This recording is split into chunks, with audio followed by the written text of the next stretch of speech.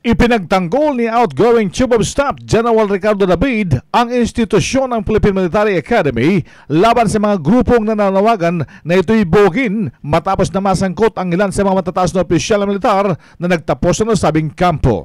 May ilang pang kongresista ang nagpanukala na dapat nang bumagi na ang PMA, bagay na kinukontra naman ng maraming PMA generals.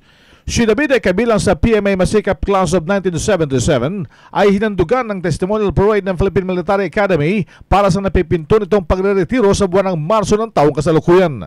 Ayon kay David, malaki ang naging papel ng PMA sa paghubog sa kanyang tapang upang harapin ang lahat ng mga pagsubok sa buhay at nagawa ang kanyang mga responsibilidad bilang isang leader ng kasundaluhan. Ang dami natin bubuwagin ng institusyon kung may nagkakamaling isang tao.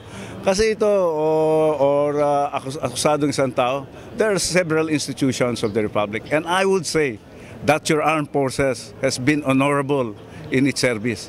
You have your fighting men, you have your courageous member of the armed forces, men and women of the armed forces of the Philippines, ready to die for the Republic.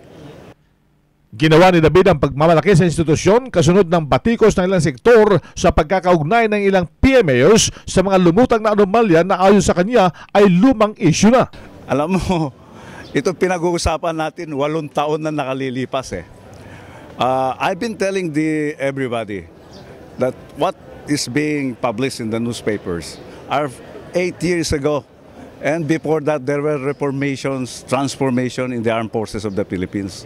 We've been telling that this has been, meron ng Feliciano Commission. And these were the changes. Kala ng mga tao na these are being done today, or this is the mode of financial and logistics transaction in the armed forces. This is not so. This is not so. Lumang issue. Lumang issue ito.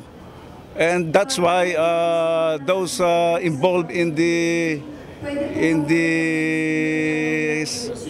like Garcia is there. They are being investigated. Si outgoing AFP Chief of Staff General Ricardo David, RH 911, Bing Formento ng DCRH Nationwide.